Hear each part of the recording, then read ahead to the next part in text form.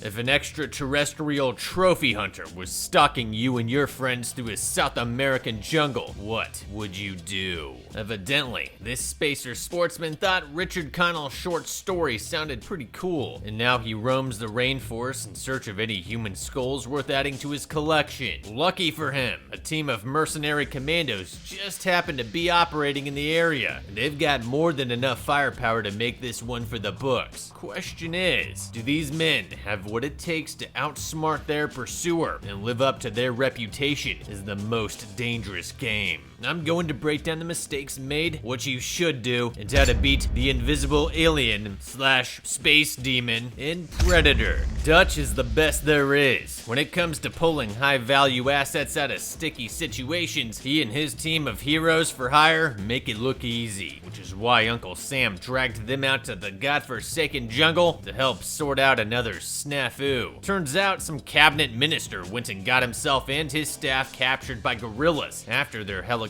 veered off course, and now it's up to Dutch and company to bring them all back. However, as the fearless leader is quick to point out, something about this doesn't add up. After all, if it really was an official US diplomat that was captured, why can't the regular military handle this? Cause some fool accused you of being the best. Dylan! You son of a... Well, I'm sold. Fact is, no one makes a habit of hiring Black Ops mercenary commandos because they value transparency. So I'm sure Dutch is used to his clients regularly knowing more than they let on. Still, it couldn't hurt to ask a few questions about the situation at large before diving right in. For example, have the rebels tried to making contact with the State Department and or Western media to demand a ransom? Sure, they might be planning on handing him over to the Soviets, but one way or another, a bunch of starving revolutionaries living on abject squalor out in the rainforest are going to want to exchange their high-value hostage for resources. So, we might be able to use the false promise of a prisoner exchange to draw them out into the open. Now would also be a good time to find out whether we'll have a QRF on standby for when things inevitably go sideways. If not, I'd say that's probably something we want to know ahead of time and not on the chopper ride in when it's already too late to back out. This is, of course, exactly what happens, and we come to find out we'll be completely on our own out here. Great. Ultimately, it seems Dutch's only real concern is the fact his old friend turned Fed, Dylan, is coming along for the ride, and it's easy to see why. I mean, for starters, why would the CIA even be concerned with a rescue mission unless it involved one of their assets, i.e., not just some random dignitary? Even worse, Dylan's supposed to take control of the mission once they reach the objective, meaning we might very well be getting hoodwinked into participating in something we otherwise wouldn't touch. We're a rescue team, not assassins. We'll see about that. Now, I got something special for you nerds on this one. See, we haven't been resting on our laurels. We've been cooking something hot for you. A new YouTube channel called Triple Tap, making insane, badass, funny-ass short films. Before I say anything more, run the tape. Contact! If there's anything that I've learned from years of catching predators, Can I get you some milk for that? it's that you need a good decoy to really draw them out into the open. Okay. Do you want to tell me what you're doing here? Oh, just messing around, you say? Well then, explain this. Sir, we already have everything documented. Just want to talk. You're gonna get us all killed! Can we get him?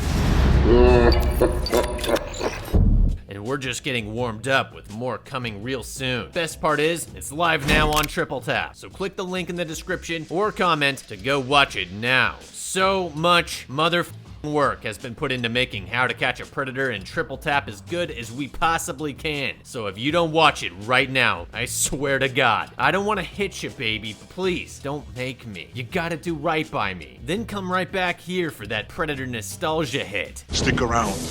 At any rate, the operation kicks off smoothly, with Dutch and friends rappelling through the canopy just before sunrise. However, it isn't long before the team finds further evidence things aren't all what they seem, starting with the cabinet minister's downed helicopter. A quick review of the wreckage reveals it was no ordinary troop taxi, but rather some kind of surveillance bird, and apparently it was brought down with a high-end surface-to-air missile, a little too high-end, the way Dutch sees it. And then there's the two sets of footprints leading deeper into the jungle. According to tracker man Billy, the first set belongs to the guerrillas that dragged off the two survivors, while the second set were those of an unknown force wearing US Army issue jungle boots. It's not quite enough to drop Dylan a frag grenade, but it might be a good time to remind him he's not one of the cool kids. Fact is, he can't do this without us, and it's far too late for him to order up another batch of mercs, so we can at least hold that over his head in exchange for some information. Besides, accidents happen out in the jungle, and you never know when someone might trip a well-placed enemy claymore. Surprisingly, it doesn't take long for the answers to start turning up on their own, as Billy eventually stumbles upon the owners of that second set of footprints, and while they aren't really in a talking mood, their spent brass and leftover dog tags tell us everything we need to know. Turns out these meaty marionettes were once a US Army Special Forces team Dutch knew personally, and based on their shell ejection patterns, they died spraying bullets in every direction. That's the dream, right? Anyway,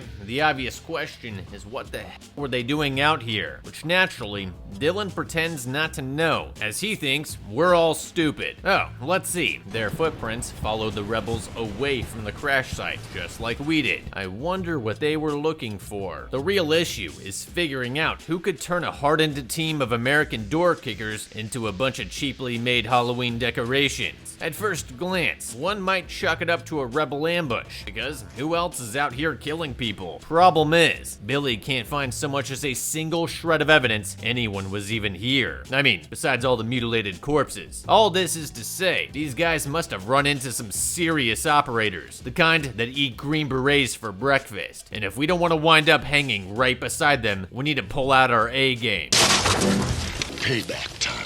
Okay, that's awesome and all, but not what I meant. Sure, dumping a few thousand M80s from Uncle Gazpacho at 3,000 rounds per minute will probably send the guerrillas running for their lives in a stand-up fight, but if there's really a hostile Tier 1 unit screwing around here somewhere, our best chance for survival is avoiding them entirely, and that means staying quiet and staying out of sight throughout the rest of the operation. You know what's gonna make that really hard to do? Dragging 100 pounds of diplomacy through every bush between here in Timbuktu. Now, don't get me wrong, I only sound jealous right now because I am, but there's a reason you don't see Spec Ops units running something like that outside of a vehicle. The ideal support weapon in this environment should be as compact and light as possible. See that badass chop down RPD run by the SOG troopers in Vietnam. Fortunately, it seems whoever carried out that massacre they passed by doesn't feel like coming back for seconds, at least for now, and the team is able to reach the enemy encampment without any hiccups. But despite having moved as quickly as possible without drawing attention, the rescue attempt comes too late, leaving them unable to intervene as the guerrillas execute one of the survivors. Realizing they're out of time, Dutch hastily plans out a deliberate attack in all of 10 seconds, which would pretty much amount to certain death, given there's only 7 of them facing down God knows how many guerrillas armed with Soviet-supplied weaponry. Seriously though, speed, surprise, and violence of action will only get you so far. We'd want at least a company-sized element to take a base like this, and even then, only after taking the time to thoroughly scope it out. The best a bunch of high-speed, low-drag shit kickers like Dutch's team could do is attempt to sneak in under the cover of darkness and pull the hostages out that way, and even then, their chances of success would be somewhere between Baby Sea Turtle and Liberal Arts Major. But since we're obviously doing this, the only way I could see us having any chance at all would be by dividing our extremely limited manpower into 3 separate groups that will each carry out a specific role. First up, we'll establish a stop group composed of Dylan and Hawkins that'll encircle circle the base to cut off any escaping hostiles using their MP5s. Next, we'll have Mac, Blaine, and Poncho take up positions overlooking the entire base to serve as a fire cover group using Poncho's knockoff Milcor grenade launcher, Mac's M60, and Blaine's M134. And finally, the assault group will be made up of Billy and Dutch, as they're the best equipped for mobility with the SP1s, both in terms of their equipment and overall physicality. Once everyone's in position, the assault group will close in on the perimeter to eliminate sentries and disarm any anti-personnel mines and/or booby traps. On Dutch's signal, the fire group will open up on the base, targeting hard points with the Milcor and generally making life very difficult for the enemy by showering them with a near constant stream of gunfire. Assuming they don't get bogged down in the initial firefight, the assault team will then penetrate into the base and kill anyone that gets in their way. As for the stop group, they just have to make sure none of the people they shoot are on our side, which will be pretty easy considering we'll all probably be dead before that can happen. Still, it's bound to go a hell of a lot better than Dutch's half-baked plan would, and it's significantly less risk to any surviving hostages and non-combatants.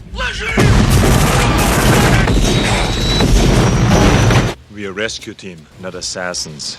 Yeah, totally. Although, I do have to hand it to him. Dutch's plan is way cooler than mine, and that's like half the art of war. I mean, just check out Blaine mowing dudes down with the electric man opener. Where else are you gonna see this kind of action? When the dust finally settles, we find out that the other hostage didn't make it either, which I'm sure had absolutely nothing to do with all the explosions they set off. Either way, Dylan doesn't seem all that broken up about it. Right now, he's only concerned with the treasure trove of secret documents they uncovered after raiding the enemy HQ, along with the fact they apparently stopped an entire invasion with this one firefight. Oh, right, they also managed to capture a lone lady gorilla in the process, mostly because she was the only one that wasn't shot, stabbed, or set on fire immediately on sight.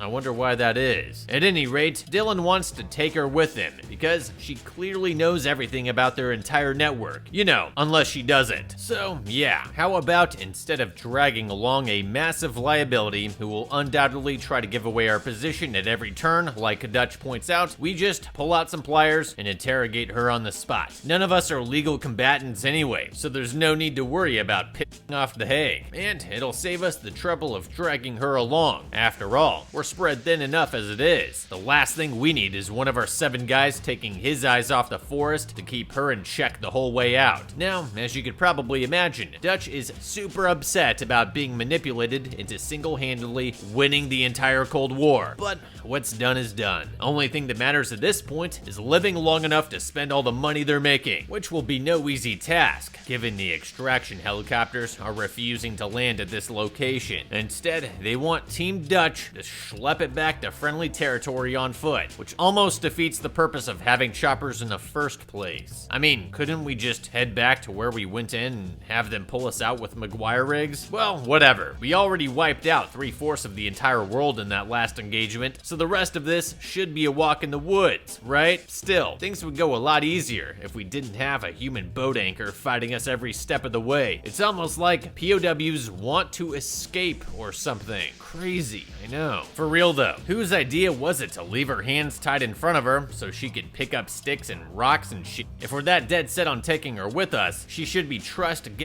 and preferably blindfolded to make sure she can't just retrace her steps if she gets away. Naturally, this means we'll have to carry her around like a sack of flour, but that's hardly a problem for a bunch of beefy dudes who can trade off between rests. Besides, any delay we face due to the extra baggage is bound to be less of a time suck than dealing with her near constant escape attempts, especially once things start getting creepy.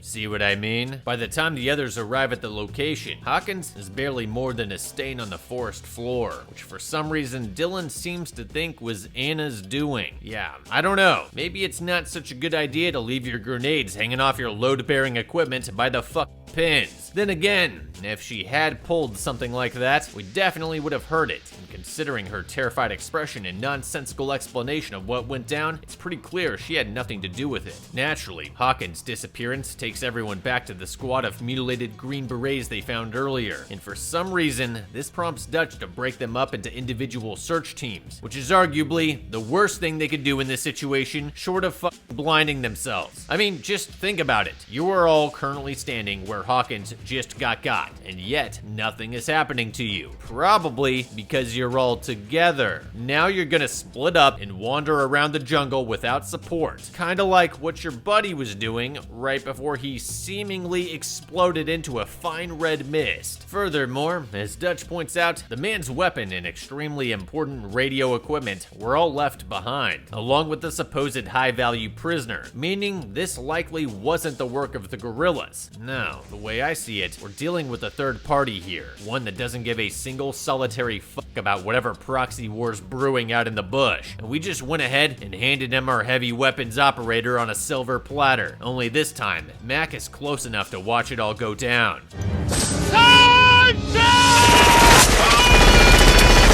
Once again, that was really cool, but despite unleashing hell on the attacker's last known position, the barrage ultimately proves unsuccessful, at least as far as we can tell. At the same time, whatever killed Blaine appeared to be wearing some kind of cloaking device, so it's entirely possible its brutally mangled remains are leaked out in the bush somewhere. Of course, without finding definitive proof of that, we shouldn't assume the threat is gone, nor should we assume we're only facing one of these things. What's most disturbing is the manner in which Blaine was taken out. A quick examination of his corpse reveals a massive, ragged hole punched clear through his chest, with the entire wound channel being more or less completely cauterized. This implies the use of advanced weaponry beyond anything any of us have ever seen in the field, which, coupled with the act of camouflage, means we're totally screwed. That said, despite our new best friend's overwhelming technological advantage, it still refuses to take us all on at once. In that case, our best bet is to hang together in a tight formation and move slowly but surely towards the extraction zone with weapons trained in all directions. We'll also probably want to put one in the back of Anna's skull to cut down on potential surprises. After all, no amount of intelligence will make a difference if we all die in the field trying to extract it. However, instead of staying focused on reaching the LZ, Dutch decides to follow one bad decision with another by bunkering up on a nearby ridgeline. And while that might be the right move against regular adversaries, whatever we're dealing with here is anything but conventional. I mean, for starters, it can turn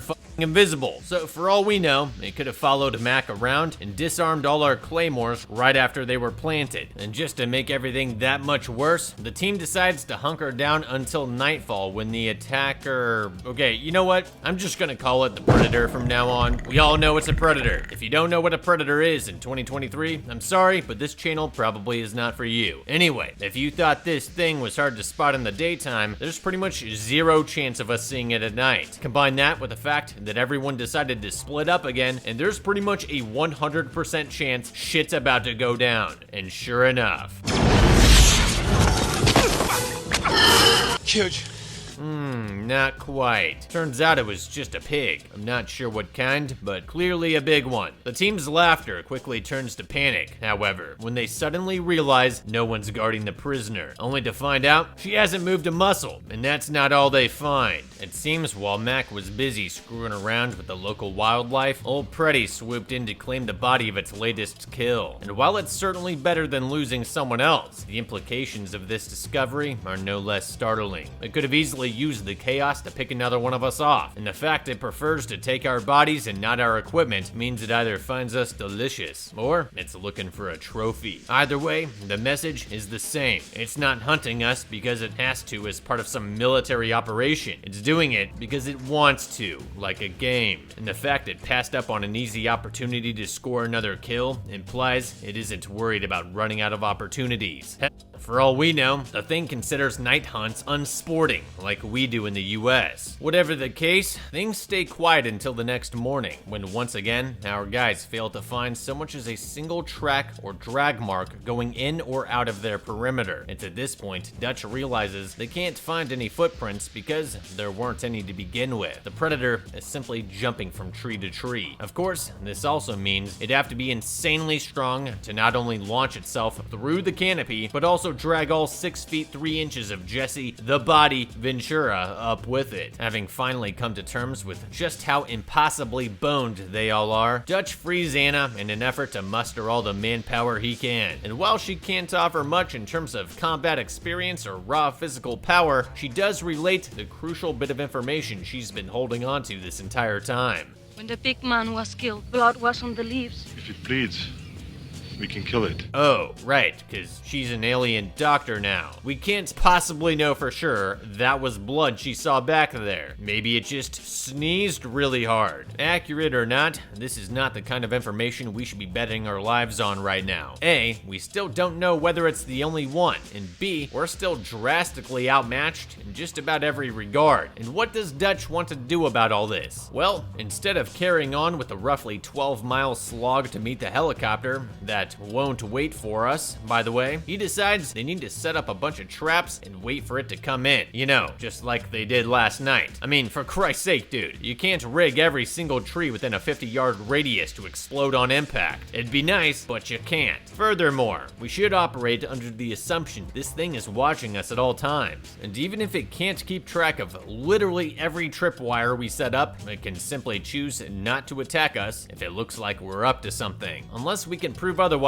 we're the only ones with a time limit here. Predator, on the other hand, can hang around as long as it wants, provided it has the PTO saved up. And guess what? That's exactly what it decides to do in the face of such an obvious ambush. However, despite how it may seem, Dutch actually remembers what precipitated both of the previous attacks and deliberately isolates himself from the rest of the group. And apparently, that's all it takes for the Predator to pounce.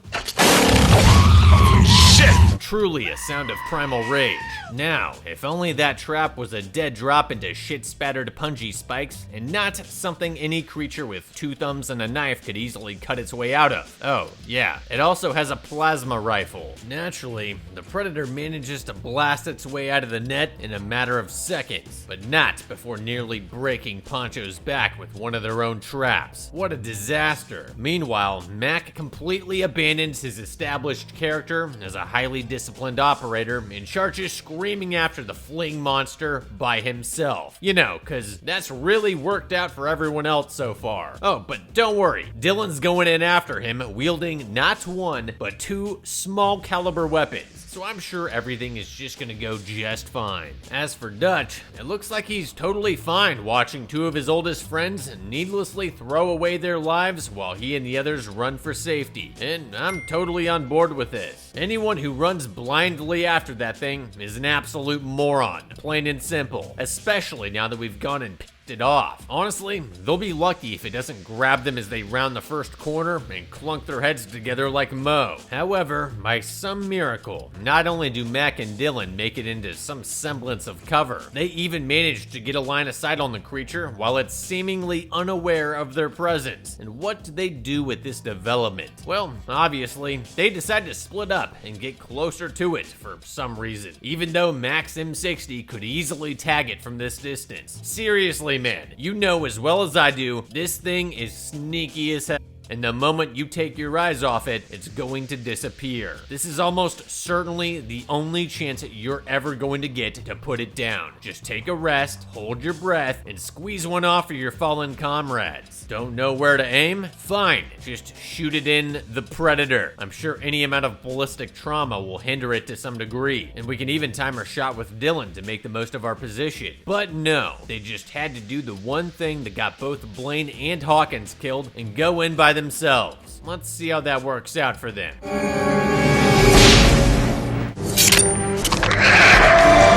Yep, That's what I thought. Elsewhere in the jungle, the survivors continue running like hell for the chopper, during which time Dutch comes to yet another realization about the nature of their enemy. The way he sees it, Anna was spared back when Hawkins got because she wasn't armed. Question is, if he really believes this, then why the hell would he, Billy, and especially Poncho still be carrying weapons? Look, this is probably the only time you're ever gonna hear me say this, but we should probably ditch our guns in a bush Tarkov style and proceed to the extract empty-handed. Like it or not, all attempts at fighting this thing have failed miserably. So if there's a solid chance we can shed the aggro by running unstrapped, I say we take it. Now, I know what you're probably thinking. That's not very cash money of you, nerd man, but screw that. I wanna live. Billy, on the contrary, not so much. It seems he's grown tired of living, which is why he's resolved to stay behind with nothing but a large knife and hold the predator back for the whole 3 seconds and needs to totally own him. And judging by the blood-curdling screams of agony we hear coming from off-screen, I'd say that's what happened. Well, thanks, bro. And of course, any amount of a head start the man's valiant sacrifice served to create is immediately wasted, as both Dutch and Poncho stop dead in their tracks to look back on the trail like they hadn't already established it uses the trees to get around. You'll never guess what happens. Oh, spoiler alert. Dutch dies at the end. Nah, I'm only kidding. Turns out that thin leather vest he was wearing adds 25% to his energy resistance, so he's actually just fine, and it's a good thing too. Jumping off a 100-foot cliff into a waterfall probably wouldn't go so great with a blown-off arm. Unfortunately, this little stunt isn't enough to get Dutch off the hook, as just when he thinks he can finally take a breath, the predator drops in behind him. However, instead of immediately ripping his spine out through his belly button, the monster stops cold, seemingly oblivious to the man right in front of him. It is at this moment Dutch figures out what makes this thing such a huge pain in the ass. Its vision is based on heat as opposed to visible light, enabling it to spot prey regardless of camouflage through even the densest of foliage. Only problem with this adaptation is that anything masking someone's body heat would render them virtually invisible, such as the thick layer of mud coating Dutch's entire body. Man, if only we hadn't lost our deagle in the fall. Oh well, time to gather up as much of that mud as physically possible and use it to turn the tables on this sucker. And by that, I mean effectively ripping off its cloaking ability and hiking back up to the landing zone. If we're quick and quiet, we could probably leave it scratching its head down here while we fly off into the sunset. I mean, it can't possibly know where our rendezvous point is, right? Ultimately, it doesn't matter, as Dutch immediately falls back on the only thing he knows, which is to proliferate a bunch of easily avoidable traps while paying absolutely no attention to his surroundings. Meanwhile, the mud covering his body continues to slough off with pretty much every move he makes. He even builds a fire, for Christ's sake. Are you kidding me? What, you don't think the heat-seeking abomination is going to notice plumes of heat billowing out of your little Yoda hovel? The only reason I could see to build a fire would be to draw the predator's attention away from you while you move in another direction. But at least he remembers to reapply his mud mask before the final showdown. That said, it still wouldn't cover up the heat from our breath, so we definitely want to fashion some kind of face covering by tearing off the legs of our pants to hopefully cool it down a little bit. With everything set, Dutch lights a massive signal fire and lets out his best predator call. And while anyone with a brain would know this is a trap, our enemy clearly thinks he can outsmart us. After all, we have been proving him right on that for the better part of the last 2 days. That being said, it was pretty sharp on Dutch's part to cling on to the trees while waiting on his prey. Trees tend to stay warmer than the ground at nighttime, so any heat still visibly radiating from his body will be somewhat harder to spot. And clearly that's working out, as the bastard basically crawls right over the top of him. Now, while fighting this thing certainly would not be my first choice, I have to admit, Dutch's approach is hard to beat. The massive fire will theoretically work to overload the predator's vision, and his choice of improvised weaponry is pretty much as good as it gets, given the circumstances. After all, who needs an M203 when you have explosive arrows? on second thoughts, I'll stick with the grenade launcher. It's a real shame he couldn't land a direct hit, as that might have been the ball game. But for a completely off-balance homemade arrow, I'd say that was still pretty good. Plus, by removing the enemy's cloaking device, he has significantly leveled the playing field. Don't get it twisted though. The Pred still's got a plasma cannon, and it's definitely not shy about spamming the forest with bolts in hopes that something sticks. I mean, it's still fair chase as long as he has a weapon, right? Apparently so. As for a moment, Dutch manages to drag his adversary through a gauntlet of improvised explosive devices, all while narrowly dodging plasma shots at every turn. But just when it looks like he's finally gained the upper hand, the whole plan literally comes crashing down as he falls into a pool of water, thereby washing away his camouflage at what is probably the worst possible moment. Lucky for Dutch, his brief comeback seems to have earned the Predator's respect, and so, instead of killing him outright, the creature sheds its fancy gadgets in preparation to settle things mono-y monster. You know, except for the fact it stands like 2 feet taller than him. Yeah, screw this. The only thing I'd be thinking about right now is running for the river as fast as I possibly could. It wouldn't take but a few inches of water to completely hide our body heat, and we could easily swim across to the opposite shore to slather up with more mud. However, Dutch being Dutch, he instinctively falls back behind a wall of elaborate traps, which once again fails for like the umpteenth time, or so we're led to believe. Yes, turns out the trap was bait for another trap. It's the perfect plan. For real though, it's a wonder he never set any of these things off by accident. At any rate, the only thing left to do now is dish out the coup de grace and then saw this fucker's head off for the taxidermist back stateside. It's only fair. Sadly, the Predator also gets a vote, and judging by all the beeping coming from its smartwatch, it's pretty clear he has no intention of spending eternity mounted over a fireplace. Still, why would you even let him push all those buttons in the first place? I mean, whatever it was setting up, it wasn't gonna be good. He wasn't calling in the mothership to throw Dutch a pizza party or anything. Of course, on the bright side, a mushroom cloud does make for an excellent signal fire. Amen. And with that, Dutch is finally free to go back home and cash in on the entire 6-way split he would have otherwise shared with his team, thereby providing him with the much needed funding for his Governator campaign. In the end, only Dutch and Anna made it out alive, and while Hawkins and Blaine probably never had a chance, the others could have potentially stayed alive by sticking together and focusing on reaching the extraction point. Furthermore, once Dutch realized that the Predator was only targeting armed combatants, he probably could have ditched his gear and made it out along with Billy and Poncho. For that reason, I think Predator was beaten. Moral of the story, he who fights and runs away lives to take his buddy's pay, and probably his girlfriend too.